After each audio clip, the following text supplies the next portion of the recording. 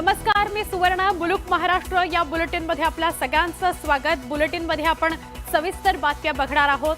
राज्यात पहिलीपासूनच हिंदी भाषेची सक्ती करण्यात आली आहे. यावरून विरोधकांनी सरकारवर टीकेची झोड उठवली. तर सरकार हिंदी सक्तीच्या बाजूने भूमिका मांडतंय. मात्र मंत्री नितेश राणेंनी हिंदी सक्तीची धास्ती घेतली आहे. आज झालेल्या पत्रकार परिषदेत हिंदीतून बोलताना नितेश राणेंनी मिश्किल टिप्पणी केली. जी सक्ती झाली तर मी मरून जाईन असं राणे म्हणाले. यावेळी उपस्थितांमध्ये त्यांच्या या वक्तव्यानंतर एकच हशा पिकला.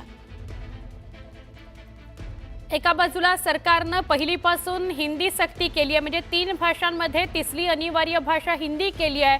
आणि असं असताना नितेश राणे सरकारमधले एक मंत्री जेव्हा हिंदीत बोलायला सांगितलं तर ते म्हणाले, मला जर हिंदीची सक्ती केली तर मी मरूनच जाईन. अर्थात एक मिश्किल टिप्पणी त्यांनी केली आणि त्यावर एकच हशा पिकला सगळ्या प्रसारमाध्यमांच्या प्रतिनिधींमध्ये. अभी हमारे पास फयान आता वादळाला काय ते हिंदीची सक्ती केली तर मी तो मरीन हो जाएगा. इसे आपण का तोपून का हो जाएगा इधर.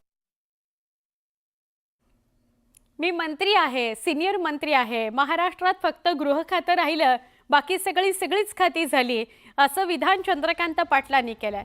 यामुळे मंत्री चंद्रकांत पाटलांनी गृहमंत्री पदाबाबत असणारी अपेक्षा आपोआप बोलता बोलता बोलून दाखवल्याची चर्चा सुरू झालेली आहे.